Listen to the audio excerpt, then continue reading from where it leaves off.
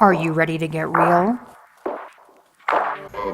Welcome to real estate, the world's loneliest career, where you're always out of balance, unfulfilled, the role models are fake, the numbers unattainable, and you're just supposed to be and do it all. Join self-made millionaire real estate agents, wives, moms, and business owners as we level up, learn from special guests, and elevate and disrupt an entire industry through real education our way.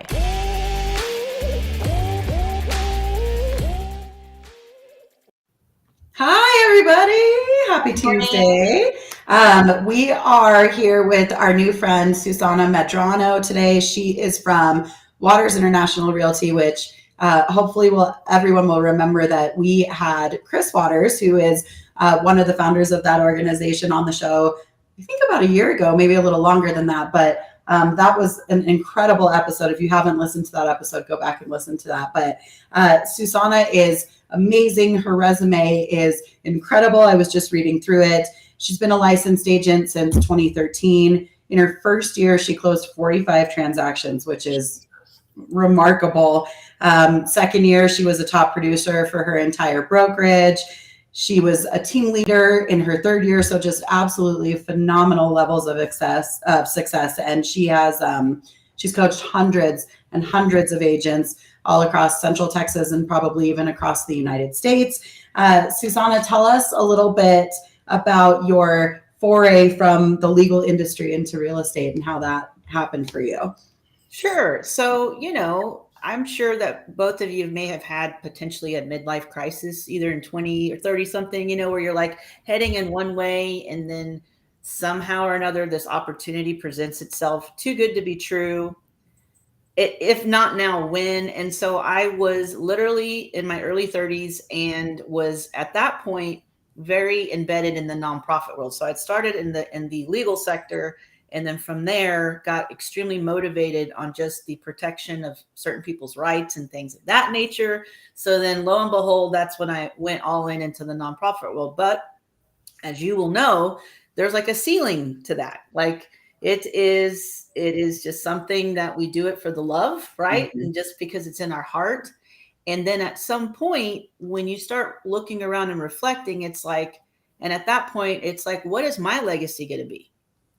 And where am I going to be able to position myself as the firstborn Latina on both sides of the family? How can I position myself to be the go-to person if anything were to happen in my family? So when my mind started going there, it ended up being this conversation at a gala. I was a few scotches in. The now president, Bradley Pounds, who was a friend of mine, is my favorite bartender, by the way, secret, like in another establishment. So, I was always venting my life frustrations to him. And then now he's a team leader at a team with no brand recognition. Nobody knew who Waters International was. Yeah. And for some weird reason, it just seemed right for me to quit my job and get licensed in 90 days and go all in real estate. And I sit in front of you today saying it was probably one of the best decisions I ever made. I was listening to y'all's tagline, elevate and disrupt.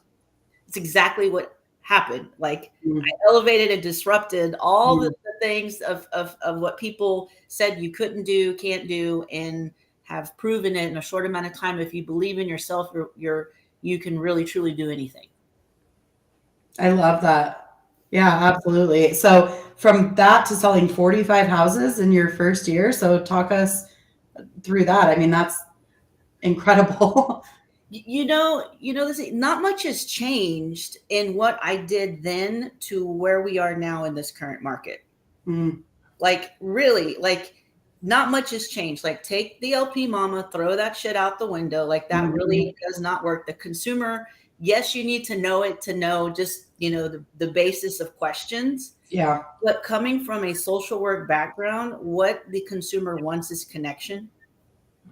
So early on any phone call and any kind of face-to-face, and I'm having to like dust off these principles even for our current agents, even a couple of months ago, up until a couple of months ago, you didn't have to worry about being a market expert or even setting expectations. It just sold itself. Like, but now it's like half of the realtor population hasn't been through something where you really have to work your ass Sure. off. And it's not going to take 2 weeks. It's going to take 2 months to even get started. That will take a year, right? Mhm. So for me early on, it was connecting with the consumer, whether it was on the phone or face to face, pivoting into exploring what their fears were or what their highest need was.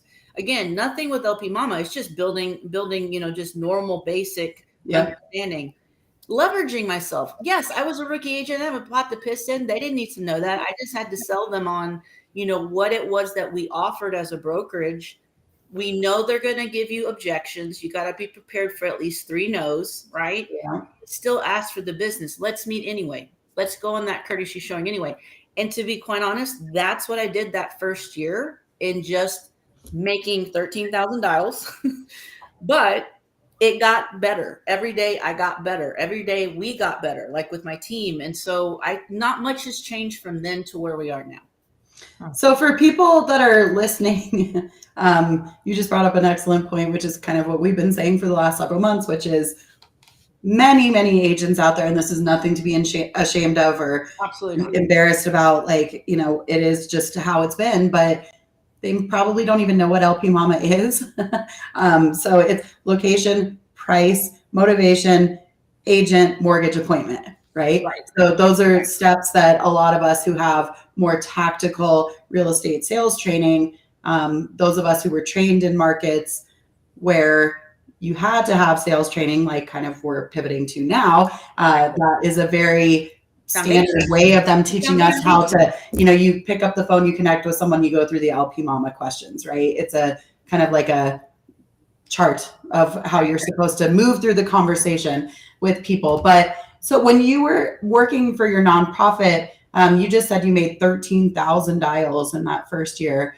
Were you in a position where was that what you did in your nonprofit, or was calling on the phone? In my last sector, yes. I was at the American Cancer Society as a cancer information specialist. So probably made just as many dials as I did in my first year in real estate. But in those calls, they're caregivers that are stressed out, that are needing support, or trying to find resources as far as financial types of things. It's the actual cancer patients that we're calling to set up rides to and from. Because think in terms of, you get 6 weeks of radiation every day between friends and family, depending on what time it is, right? It's always scheduled to think in terms of in that, and having my father go through something like that as well. I mean, it was a very interesting opportunity for me to have gone through, because it really made me understand, just like I said, connection, exploring what their need was, leveraging how we were going to help them, knowing that sometimes they were going to potentially not agree or maybe kind of put up some objections on that. This is too good to be true. And then setting them up for success. I love that. It's a service business, right? Service business. Both are. And the agents who, actually, this is interesting. The agents, in our opinion, who do incredibly well are service providers. They're people who authentically, like you, care about, the customer that they're working with. I did hear someone yesterday say, I was at a conference yesterday, and actually I took away a lot of really good information, but there were a couple things that I was like, I don't know how I feel about that.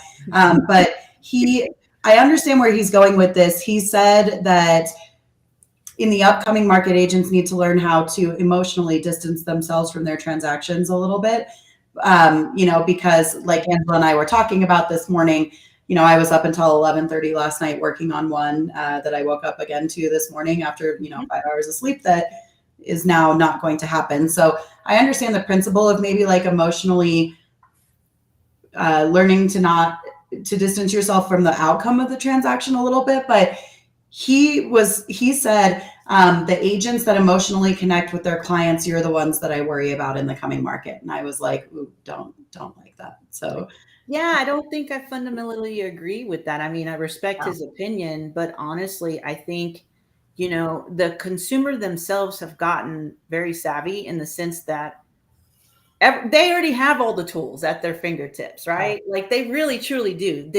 And it's almost borderline to a point, if you are not going to connect and build that type of credibility and trust with them, I mean, they can call just the 1% down the street and get in the house, and then before you know it, that company's writing their offer, and boom. Like, so I mean, I can kind of see where he's coming from. Like, I think the way I take that to mean, because I had to learn this early on in my first year, is to detach from the outcome, meaning that just because I wanted my client to win doesn't necessarily mean that they wanted to win, or they were okay not asking for certain things. And I respect that. Early on, I was like, oh, hell no.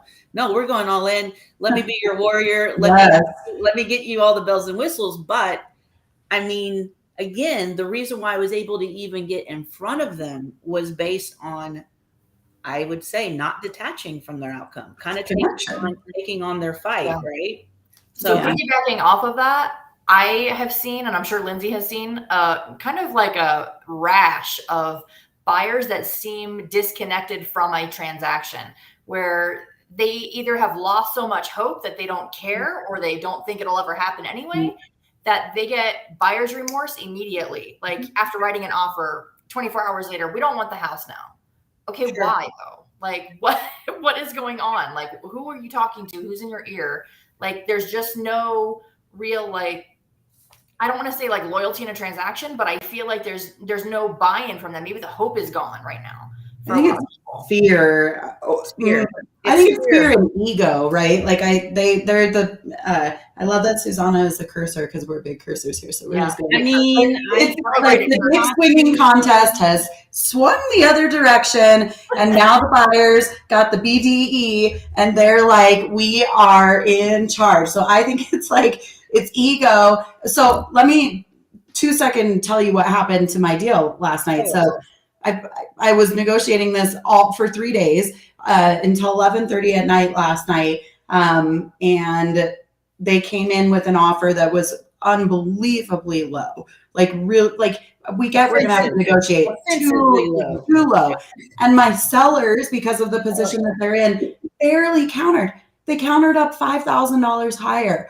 So basically they were getting the offensive offer plus $5,000, which is like the deal of the universe. But then I woke up this morning at 5:30 this morning to one text message from the agent that said, just kidding, they changed their mind. That's actually like word for word what the message said.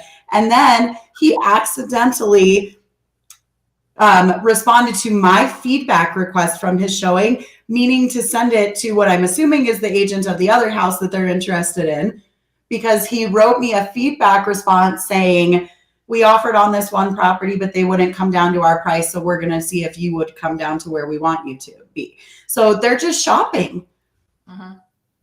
I don't think they have any connection to your house. They don't care. They're buyers for a disaster. They just want the deal, I think. Like it's about them. It's not about the client, right? It's about the agent that is that. Unfortunately, that's kind of what happens, right? Like you brought up, like, I think fear is definitely what's going on, not only from the perspective of the consumer, but also of our agents, right? And when that becomes a powerful motivator, it affects the psychology. And in that, what ends up happening is anxiety on the agent's part, anxiety on our consumer's part. So guess what? This is where agents have to be agents. And the ones that haven't lived through this is where they now, instead of just booking people on the phone, now they have to take it a step further, build rapport, show value, set proper expectations, explain how they are the ones that are going to lead them into home ownership, or in selling their house. And so what powerful agents, the ones that win, and we're going to win this year coming into this whole thing, is the ones that are able to get their clients to open up, tell us their fears, and then we in fact replace those fears with peace of mind, because they feel validated with the right agent that is going to help them, whether it's that day or a year from now. They are now setting up the stage based on working with the fear, not working against the fear, not working with it, is kind of what I see is happening right now. Yeah. And I think Sorry for too, the long-winded answer. I just no, I think that's perfect. I think too, the agents that are not just good on the phones, but good at getting in front of people physically and connecting in front of them and literally holding them by the hand and saying, I'm going to be here, are the ones that will still be here next year. I'm curious, very curious to see how many do not renew in our MLS because we have about 5,000. Lindsay has about like a bajillion. 50,000 almost. Yeah. We got 15, 20,000 in Austin right now. Yeah. I think again, I didn't check the stat from the conference yesterday, but he said already down like 5% across the United States. So, but I mean, what you're both explaining is the job. And, you know, that's what. This is the work. That's what's bothering me the most. It is. And that's what's bothering me the most about where we're at is the pervasive messaging in the industry right now is so much. This is a problem. This is exploding. We're crashing. We're this, we're that. Everything's wrong. Blah, everything's on fire. We're all going to die. Where, you know, again, like if you aren't seasoned, you've never been through a market like this before, nothing to be embarrassed about, but this is the job, you know, this is returning to a market that is more normal. And this is returning to a career in which you work. It's the way it's supposed to be. The job was never like, how fast can I jump in the car and drive to 6 houses, open the door, you know, throw the keys back in the lockbox and like write an offer from the Chick-fil-A parking lot as fast as humanly possible and lose 6. Like that was never the job. That's what's not normal. Right. And, you know, it's kind of like I try to avoid just the media as far as those types of messaging, because then, like I said, you know, it's that fear that's creating, instilling fear in our customers and also fear in our agents. And so for me to be a good leader, then I have to model the behavior that I want my agents to also model, in the sense that we got to be confident. We got to be assumptive. We got to be customer service oriented people. And oh my goodness, guess what? You may have to dig out your little real estate books and actually learn, you know, some fundamental components if we don't have time to get to it in our brokerage. I mean, you two are pillars in y'all's real estate areas, right? And I would imagine, and just kind of, you know, stalking you a little bit here and there, like the people that you probably either work with you or work for you, they're showing up because you two show up, like because you are starting it from the top. And it's the same thing. I think, you know, the ones that are standing, which I'm going to say my team will. Why? Because I believe in them and I believe in our leadership to get them where they need to be. Is I don't care all the buzz around, like all the negativity, all the fear. It's about, this is the most amazing time to make and help build up well-rounded agents. Mm-hmm. Can I take a moment for a quick public service announcement about social media posting? Mm-hmm. If you're all posting the same fucking post that's incorrect numbers, you all look like idiots. I love it. I love it. You'll know. I love it. I love it. It's I don't know. It's so bad. I just hate the fact that, and we've said this on the show, we're super candid here. The public's been right? Like real estate agents, I'm never going to say overpaid, because I do believe regardless of the market, we work hard and we are valuable. But I can see why buyers and sellers over the last several years have been like, why do I need an agent? Why is this agent making somebody, you know? And we've said this on the show, your value goes up exponentially the more difficult that a market is, right? It's the same thing as like, an attorney. You come from the legal world, right? Like the attorney that you hire to represent you for jaywalking is not the same attorney that you hire to represent you for murder one, right? You want the best when you're in a more difficult situation. And so agents need to understand that their skill level needs to come up to on par the difficulty of the market. And everyone's got a lot of time right now. It's quiet, it's slow. Everyone should be in every class that they can. They should be going to every conference. They should be going to, you know, calling Susanna and saying, can I virtually jump in on a training with you guys, going to, you know, learning everything that they can. Doubling down on effort and actions. And not only our agents, but us as leaders too, because we, you know, for the last year too, we didn't necessarily maybe some of us, I'm not saying it was me, but I've witnessed this because I'm coaching also middle managers and team owners across the country, is you let down your guard because the market is taking care of itself. Absolutely not. Like, it's time also for leadership to go back into the trenches and make things fun. Like, if your people are not showing up, this November is always a good time. And I did this exercise with our sales managers yesterday. It's like, what does the climate feel like in your office right now? Does it feel fun? Are people showing up? And if not, then how do we fucking fix this? Because we already have all this other added pressure, right? And if we can't make it fun and make people come so that we can get them coached up, trained up, motivated, that we don't need those individuals come January 1. But I'm like, I'm going to hold you leaders to the standard of, how are you showing up? Well, and we've said this too. I think what's especially difficult right now is that coming off the last several years emotionally after COVID and all this craziness that we've been through as a world, and the market being the pace that it was at, I think most of us, a lot of us kind of felt like we'll coast through the back end of 2022 and into 2023, and we'll just breathe. And as the world loves to do, life loves to do, the minute that you think you have your feet underneath you, it's like, whoop, pivot. And so I think just what a lot of people are struggling with is that get up and go. Like, how do you get back in the saddle? So how are you coaching both newer agents into a market where you have to dig in and work harder, and mindset is so important right Absolutely. now. And then also like your veteran agents that are like, whoa, wait, what? We have to go back to like pull out the books. What the hell is this again? Yeah. I coach, I probably do about 5 to 7 sessions a week, like not only for the agents, listing and buy side. I also do the sales managers, team owners, coordinators, things like that. So my style is I like to take a month for a theme. So this whole month of November has been all about foundation. Last month of October for us was all about resetting different kinds of things. So for example, like for this month, I literally had a session on just second pillar, like being that market expert, like just fundamentals that, you didn't ever have to be bookmarked to the Federal Reserve, but guess what? Now you do. Now you need to be bookmarked on your favorite lender to find out what are the things being said.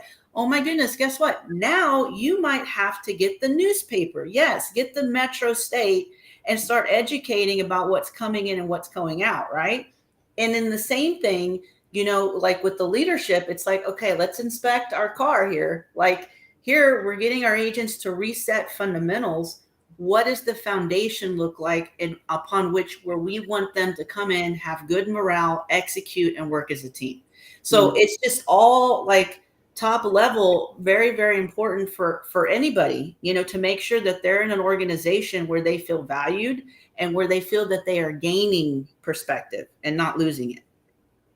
I really like the way that, first of all, I love your month theme. I feel like we could do that on the show and that'd be really cool.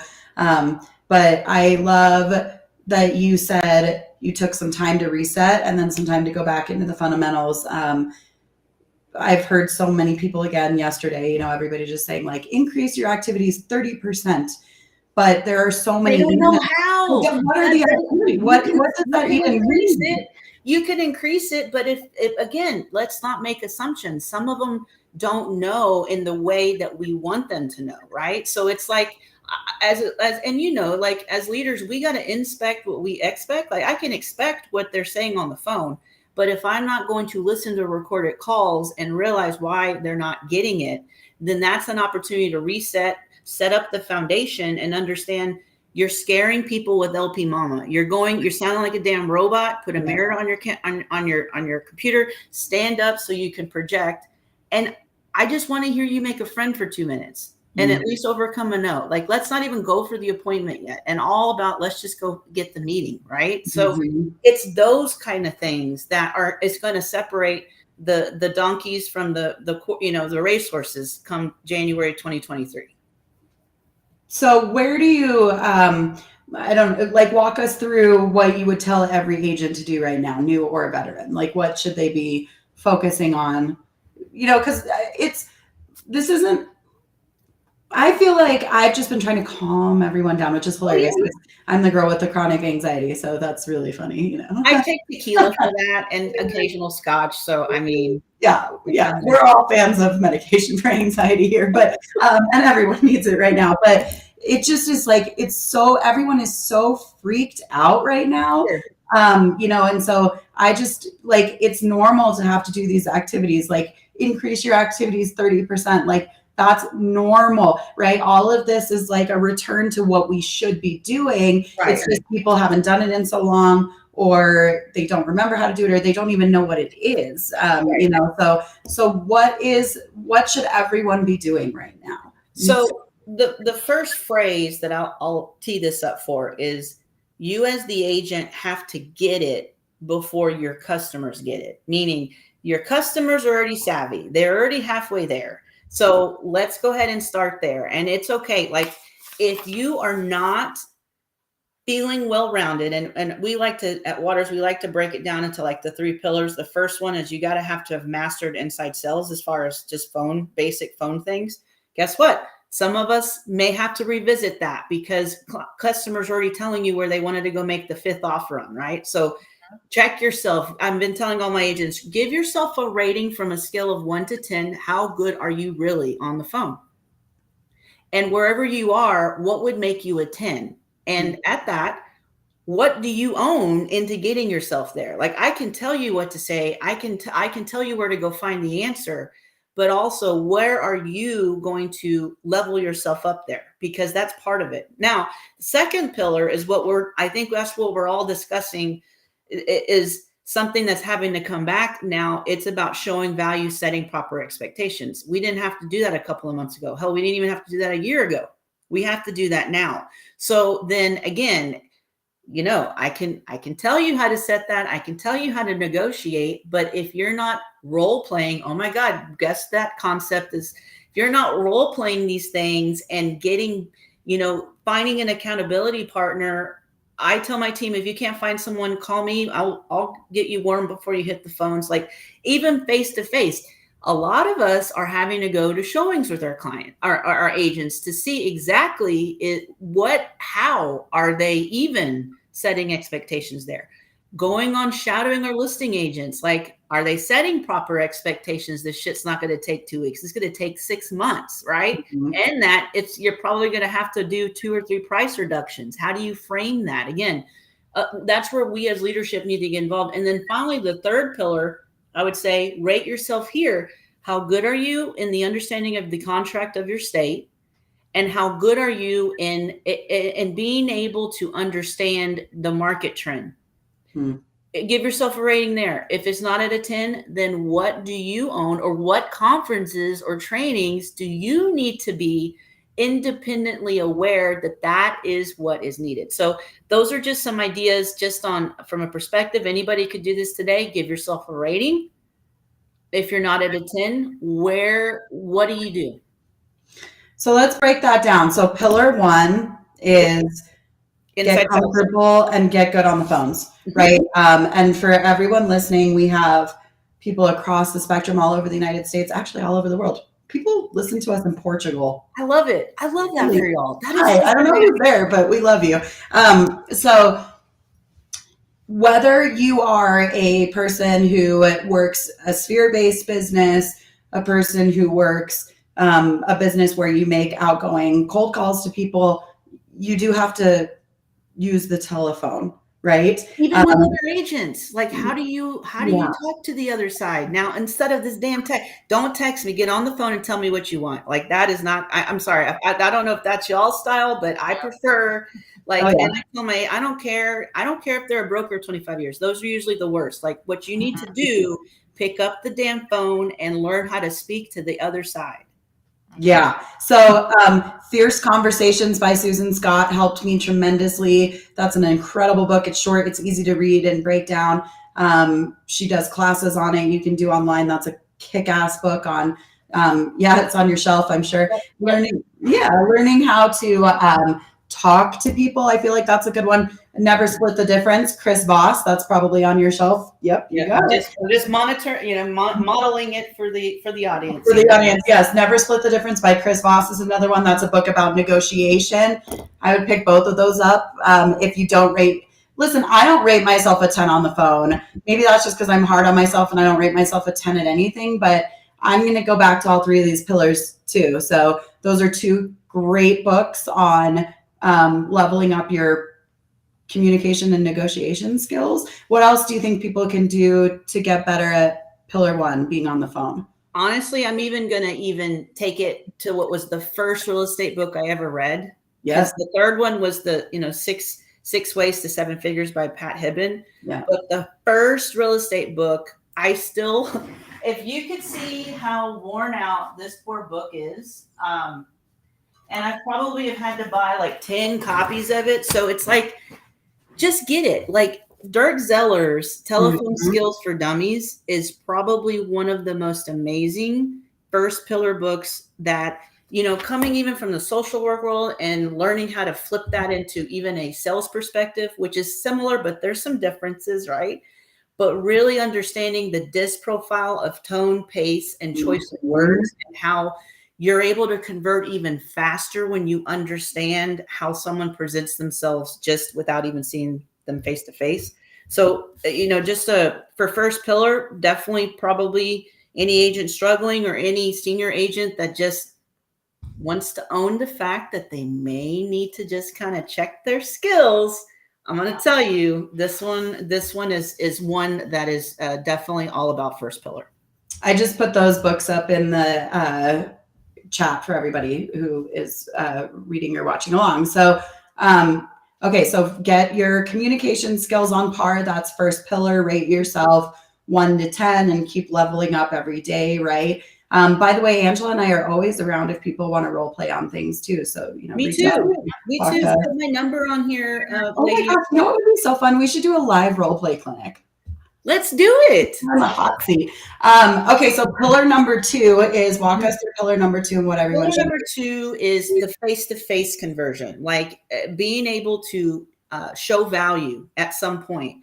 A lot of the times they're not going to come meet you at the office. Let's be real. Like it's about, let me see the house. But in that house, the first house or the last house you're showing, or even, if it's a listing presentation, you have to demonstrate the fact that you know what you're talking about.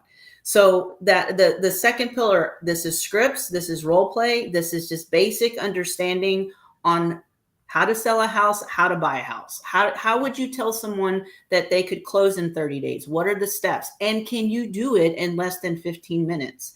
How do you convince someone in less than 2 hours that you are the realtor out of the last 10 as to why they should go with your brokerage, and you're going to charge them even 1% more, right? Because of all the bells and whistles. So that is all a second pillar of just knowing and rating yourself on showing value. Value proposition. There's a million books, a million different clinics on, your unique value proposition, your unique, all the millions of different things. So a gentleman I was sitting in that class next to yesterday had 51 years in real estate. He was the cutest little old man I've ever met in my whole life. And he said to me, I've been in the business 51 years. I have 51. I could rattle them off all right now off the top of my head.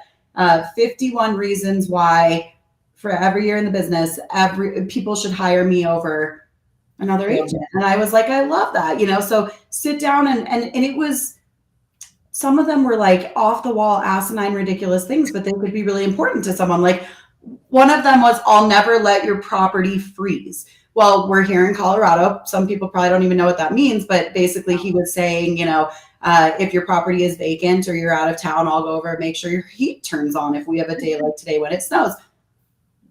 It's 32 degrees in Austin, Texas right now. Yeah, I know. It's insane. So, sit down and write a list of, and I do feel like this is a place where newer agents can shine a little bit because you have time to do really off the wall, bananas, crazy, full blown Disneyland service things for people, where people carrying a bigger book of business might not. So sit down and write your list of all the reasons why someone should. And have a power statement. Showing value is what is your 2 to 3 minute spiel about why you are going to be their agent. So this one, The Only Sales Guide You're Ever Going to Need by Anthony.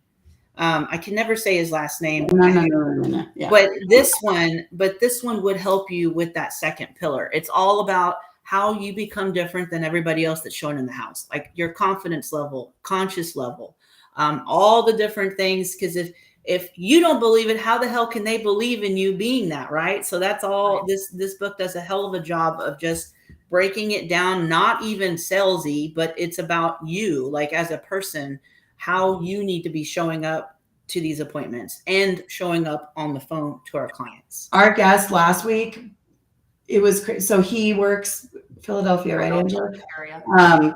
A big area of The Philadelphia. down south guy, right? You're down the. No, he's a Harry Cherry. He's a, although we love Paul, the flipping down south guy, but I saw that one. That one's fun. very good. Yeah. So, but Harry is a luxury specialist in Philadelphia, and he literally told us that he knows, like, this blew my mind, every single estate in his area, who built it, who the designer was, who owns it, who owned it prior to that. Third pillar. You know, like enormous amounts of market knowledge, right? So go into the third pillar and why that's important. Well, again, that information, I wonder from your perspective of that, how long did it take him to get that knowledge?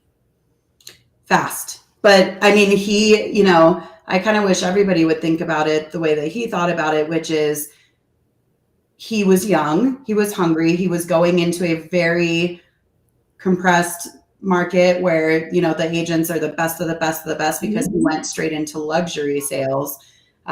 He just said he said he still spends 2 hours every day researching his market. Absolutely.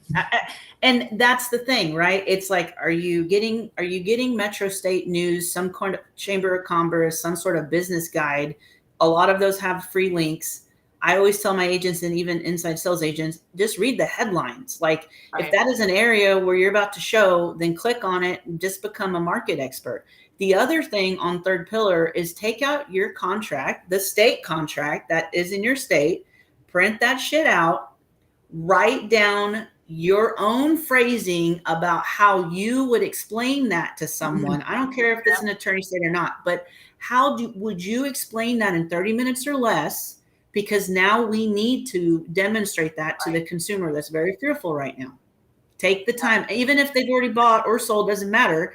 Listing agreement, whether it's the listing agreement or even the damn contract, we got to know what to say and how to say it, and presenting that to someone that they don't care about all the legalese terms, and we're not attorneys either. But guess what? We got to have a story that makes sense to them, that can connect with them as to why they should trust you before they write their initials and give their signature on that contract.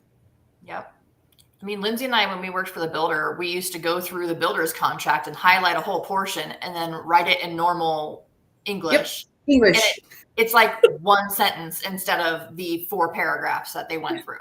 So This is what it means. And you can read it upside down because you know every single section of that contract. I could probably still recite that contract. I know, I can too. Like this, what this means is deed restrictions. It doesn't mean it's all this other crap. Like, it's just 2 words. Like, it's not 7 different exactly. But guess what? Our agents need to have that broken down. They need to be able to break that down and understand it and believe in it. Because hello, we're in the customer service industry. If you don't know what that says, then why are you even practicing real estate? And I think that's the problem, is that currently with this shift, that is going to be really showing the consumer who really is a legitimate realtor and who was just writing it out, just, you know, being ass backwards and falling into deals, you know? Oh yeah. I mean, we'll wipe the fucking floor with you right now on our knowledge base if you're not prepared. And again, like Angela she said this, and now I keep saying it nonstop. What you're heavy on right now is time. Time's your greatest resource as an agent right now. So go study, go learn, you know, like double down on your efforts and your actions. And honestly, like, if you are the one that's posting that stuff in the morning, like, hey, here's what our market is doing and here's where I found it, every other agent in town is too lazy to do their own research. Okay. So what are they going to do? They're going to share yours. Mhm.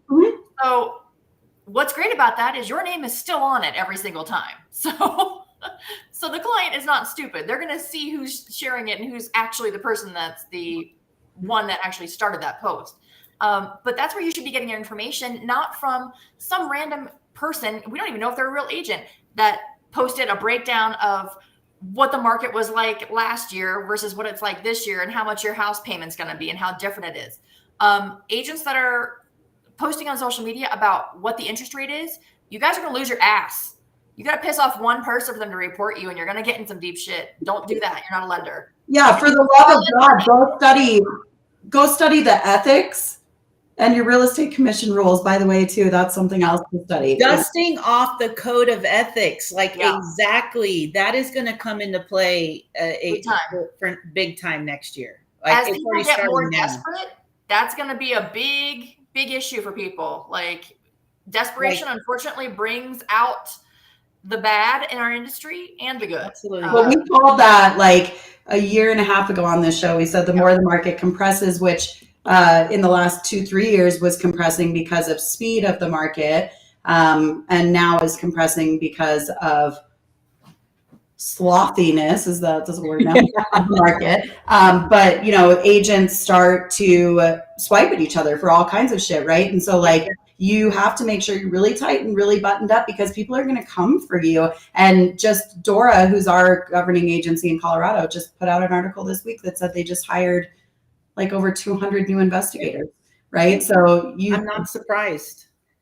What better way, like we've been talking about, is to checking in yourself on those 3 pillars. Where do you rate yourself? If you're not at a 10, you need to be at a 10 or on your way to a 10 by January 1. Or the bigger players, y'all are going to take the market share. Like this is like if they want to compete, we all have to be at a level 10. Yeah.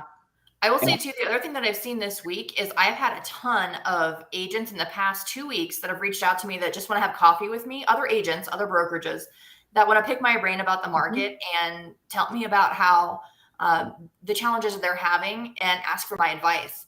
And honestly, my advice right now is if you can't figure it out and you can't figure out how to get clients, join a team, or, that's what's going to happen, or you're going to not be able to pay your dues every year. Yeah. Like you're going to have to figure out how to have the discipline to make the phone calls, to make your social media posts, to do the things you're supposed to do every day. And if you don't, you either need to join a team where you're going to be held accountable for those things, which is what you probably need is accountability, or you're not going to be here next year. Unfortunately, that's what's going to happen. And I want to stop and say 2 things there. You're so right. I mean, number one, you guys in this real estate environment are blessed to have teams. Okay. And I am sick of reading posts in big groups where people are like, but I have to pay them this percentage of a split. Angela and I came up in a business where teams literally did not exist, right? So it was either like we did what we had to do to feed our babies, or we worked at Starbucks, and sometimes we did all of it at one time, right? Yeah. We didn't have a choice. There was no one that would give us training. There wasn't anyone who would give us mentorship. There wasn't anyone who would, give us leads. Like leads weren't even a thing back then, kids, right? So the fact that you have a training ground where you can go, where someone will give you leads, accountability, leverage, support, mentorship, emotional support, I would run to them. It's a no-brainer. And say thank you. Right. And say thank you, right? Every single person you meet or see or communicate with in any way is a lead for you if you do it right. Absolutely. Like, I don't understand why agents always come to me like, should I be buying leads? I'm like, yeah, you can buy leads if you want to, but like every single person you meet out there is a lead. To them? Do you know how to show value? When you finally get them, do you know where to pivot and to share, market information with that person? Like, and my second point is the brokerage. I can't even, it's been negligent. We've talked about that on the show for years. Like, the way that brokers have been not training, the last couple of years, it's just been like, get a real estate license, sign up with a brokerage, and get a deal and go out and do it. Like there's barely contract classes, there's barely support, there's barely knowledge, So if you're not in a place, and we're all in different places, right? Angela's a boutique broker owner. I'm with a national company. You are a national company. We're in like 18 different areas. Yeah. So go to a place where they're going to train you. It isn't normal that people would be sitting listening to this going, I don't know what the pillars are. I don't know what she's talking about. I don't know what to do, right? So if you're in a place where you're not getting the knowledge that you need, then go to other places, right? Like, absolutely. Right. I also think it's weird when the brokerage that you've signed up to work for doesn't train you and tells you that unless you pay for this extra special thing, you're not going to get any training. Yeah. What are they paying for when they're signing up for your brokerage? Like, if you're not even having like a training every week or every 2 weeks, like, why would people stay there? I don't understand. I don't either. That information share is how you bring your community together, your office together. Like, having more knowledge than everybody else is a massive tool in your tool belt. Like, what? I don't understand it. I don't get it. Well, and January, I think they say statistically is like the number one month where most people switch brokerages. So we're coming up on that. You as an agent, you interview the brokerage, you hire the brokerage, right? You pay the brokerage. It's not the other way around. Yeah. So, you should be in a place where, I know you guys are, I hope other brokerages across the country are picking up trainings.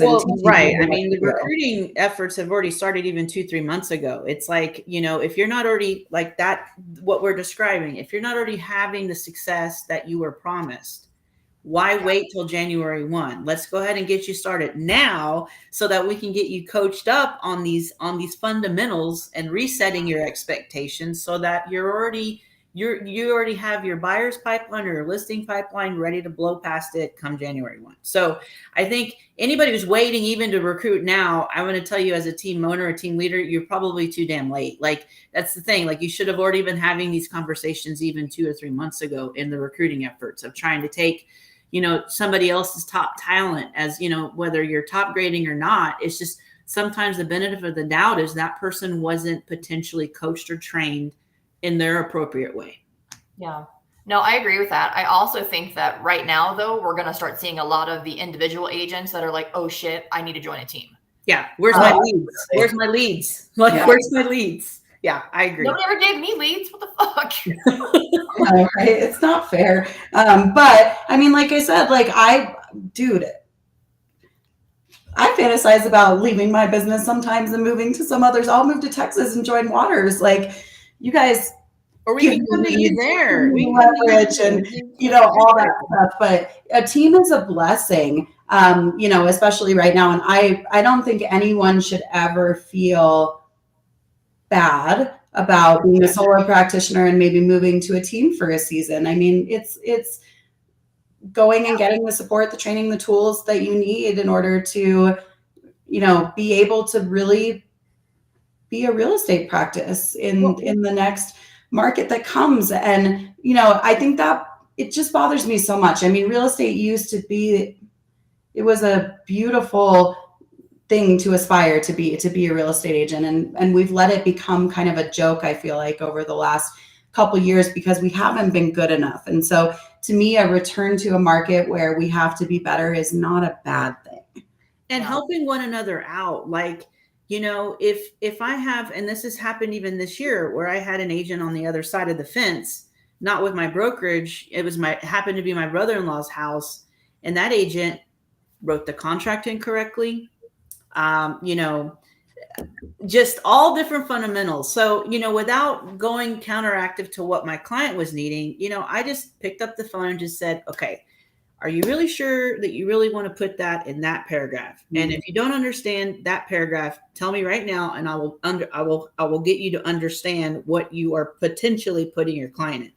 And to be quite honest, like, we now have like a friendship now based on me just taking that time to help lead that other side to be able to have a win-win for our clients' experience, right? Like, I think that's part of it is, we mentioned fear, we mentioned ego. I do anticipate, as this is shifting, now we're going to need each other more than we thought we ever needed each other.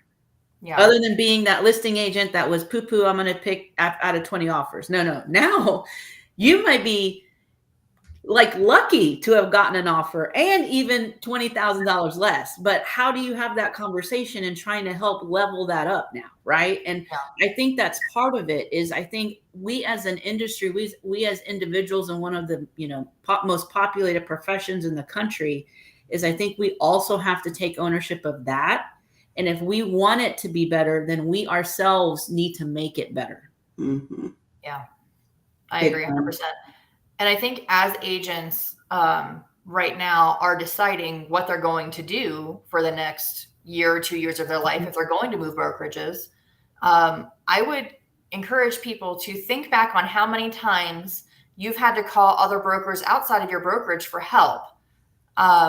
Because I have recently probably taken this month alone, and we're only on the 15th.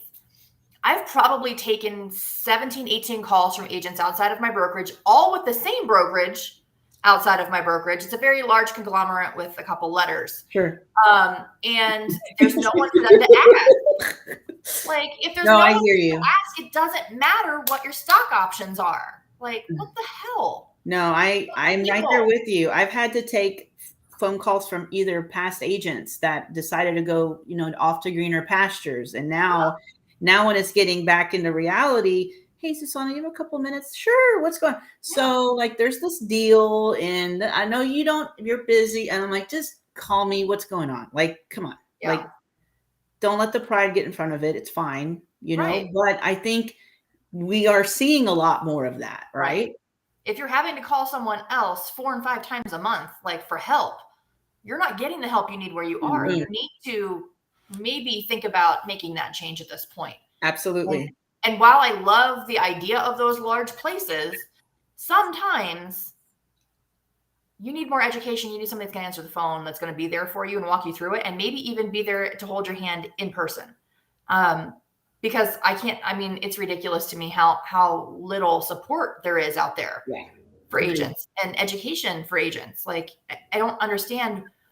The first couple brokerages that you pick in your lifetime are really, really, really important to how successful you're going to be with your entire career. Like, you need a place where you're going to learn, and it might cost you a little bit more.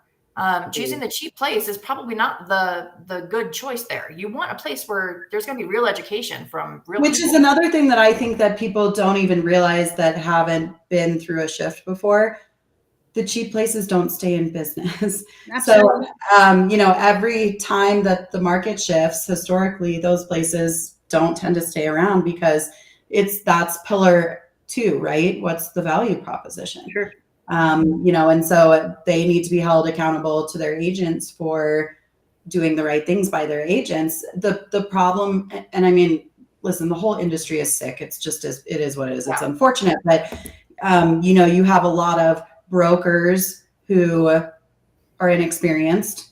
You have a lot of team leaders who are recruiters. Or only with the title. It's not really about playing it forward, right? Exactly, right. And you've got a lot of, places where maybe you've got one who's doing recruiting, who's doing brokering, all the deals, it's just not possible at a high level. And so, for me, if you're not in a place going into 2023 where you have strong support from your brokerage, whatever that is to you, I would move. I'm not joking. I would move, do it before January 1, freaking ask them to pay for your business cards and your signs, just get it over with and be done because you're with it. Absolutely. I am 1000% in support of what you just said. Yeah. You're going to need it. I mean, I need it, I was at an event for my brokerage the other day. I've been in this business 21 years. I have a managing broker's license. So does Angela, right? Like, we both could be brokers. And my broker was making fun of me in front of not making fun. We were teasing each other in front of 100 people, and he was like, man, every time you freaking call me, I just know it's going to be a shit show. I need brokerage support. We all do. Me, I need someone to call. I need someone to run things by. An accountability partner, like, Right. especially with this climate changing. Absolutely. You need Yeah, some. I mean, with when a market changes and you have to get more creative, you better make sure that your creative is legal. Legal and ethical, right? Yeah. So yeah, I think I was going to ask you to tell us maybe real quick, like 5 things that you would say everyone should do before the end of the year. But for me, I think we all just landed on number 1, which is whether you're on a team, a brokerage, or a single agent, like just get in the right place. Get in the right place. Yeah, you need support. You better be in a brokerage that's supporting you or a team that's supporting you right now. Number 2, you better start educating yourself on what you do for a living, whatever that means on those 3 pillars, right? Like double down on effort. Number 3 would be time blocking, like knowing what you know, the importance of going ahead now while it's slow time, establishing your schedule and making sure that 70% of your time is into direct producing activities. Which again, if I'm saying something out there for social media world, if you don't know what that means, again, this is a key indicator that you're at the wrong place. You probably should go find a brokerage that is going to tell you what are the activities that you should be spending your time with and making that money. Number 4 is also going to be about subscribing to things that are of like empowering your mind, whether it is reading every day for 30 minutes, which I like to do that every morning, whether it's exercising, taking care of yourself. Like you can't take care of your clients, you can't take care of your families if you're not doing something proactive right now to take care of yourself. So that's recommendation number 4, especially in what was about to happen in trying times. And then the fifth thing that I have become quite a bit of a fan of this past year is finding these types of things in social media, the podcast, people that have already been there, done that. And if you're not being set up for success and being able to hear messaging today or in whatever day that you happen to listen, you get to hear people's stories. And if you find a connection there, then boom, it just solidifies what you need to do and what next steps you need to take. Mm-hmm. Yeah. Figure out the type of agent you want to be and follow that agent and emulate them until you fake it until you can make it. Boom. I love that. Angela, do you have anything to add? Other things everybody should do by the end of the year? Apparently I need to take care of myself big time. I will tell you, this time of the year for me is really difficult because I redo my goals for the year and I realize which ones I fell short of. And I'm really hard on myself. Lindsay and I did our goals together last year. And I have my goal board. Holy so shit. I'm going through it today. And that's legit, girls. That's legit. Yeah, we don't play. We get all fancy. One of our other agent friends, Melissa, up in Brokerage, had us up for a nice goal setting day. Oh, and by the way, sorry to interrupt you.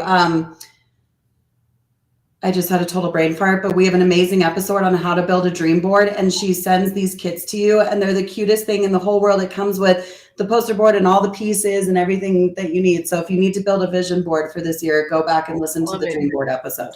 Sorry, Ange. So, dream board. Look at your goals, figure out what you did and what you didn't accomplish. And right now I'm figuring out what I didn't accomplish and I'm really, really, really hard on myself. So I need to figure out how to take care of myself in that mental space. I would say my number 2 most important thing right now is if you literally today start a Facebook group page for a niche community, by January 1st, that thing will be popping. Do you know how many events that you have in the communities right now? Like crazy amounts. Like it's Thanksgiving time coming up. You've got all of that content you could be posting. You could become a neighborhood advocate and legend within that neighborhood if you do it right now. The holiday is tough for a lot of people. It's also a really great way for you to connect with a community of people. So you've got tons of opportunities. So create your Facebook pages now, make a group and start posting in there. Talk about what you're doing in the community. What the community events are, and if people are missing an item for Thanksgiving or something and the groceries are closed, like have all of those things. Right. So you can donate that to their cause and say, hey, I saw that you were missing your evaporated milk for your shit ass pumpkin pie that your realtor didn't drop off. Here it is. I dropped it off on your porch. Like, there you go. And please, if I see you posting that you're giving out pies, please don't tag me in that shit. I hate that shit. Be more creative, for the love of God. Like, no one is going to remember you. And if they do, after you dropped off your like $16 pie, it's probably because they're so expensive. It's probably because that pie tastes like shit. Because nobody likes pumpkin pie. This is like what I've come to realize. Like, there's no one. I like pumpkin, and pecan. Pecan is great. Pecan but is it's the amazing. same thing that everybody else is doing. Yes. You're doing the same Agreed. thing that everybody else is doing. How are you going to be different?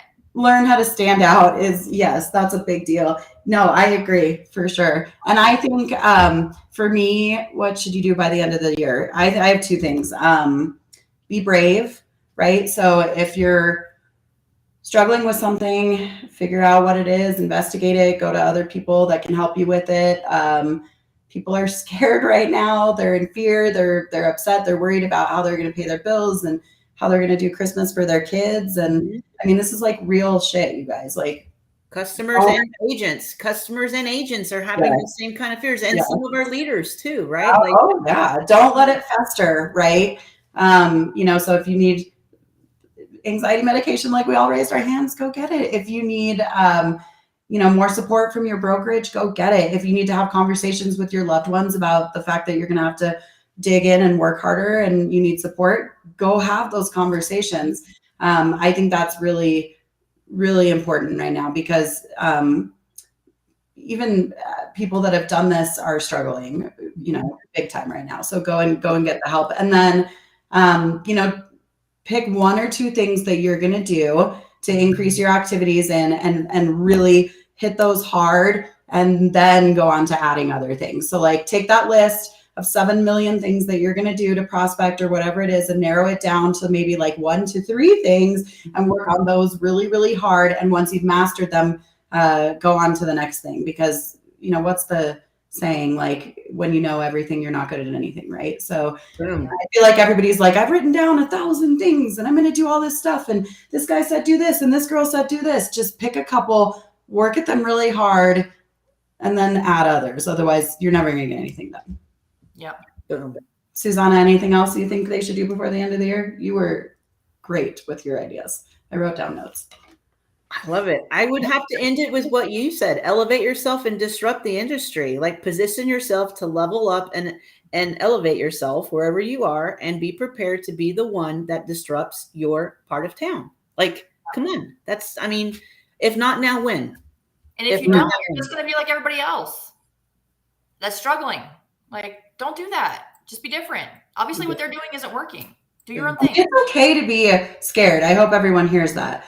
It's okay to be in fear. It's okay to be scared about what's happening right now. It's okay to feel like you're floundering. All that is okay. But like, get the fuck up and do something about it. And I'm not saying that it's not okay to stay there. I'm saying that to myself too, right? Like, all of us, like you said, leaders all the way to people who are brand new in this business. It's okay to get hit, but you got to get back up, Yeah. You can take a day, but you can't stay there. That's right. Yes. This was awesome. I learned a ton today. I took a ton of notes. Thank you so much for being amazing, man. I am a big fan. So thank you so much for this opportunity. Like, this is, y'all are amazing. I'm a big fan. I kind of would really like to have you back to do a live role play class. Let's do it. I feel like you're probably, you would teach us some stuff. So let's do it. That shit excites me. Like, let's go. I know. I feel like you're the role play partner that I'm afraid to role play live on Facebook. Okay. Because I'm scared of you guys too. I just have a different way of showing it. Yeah, it's mutual. All right, guys. Susanna, hang out with us for a minute, and we'll see everybody else next Tuesday. We love you guys. Bye. Bye. Oh, I hit the wrong button.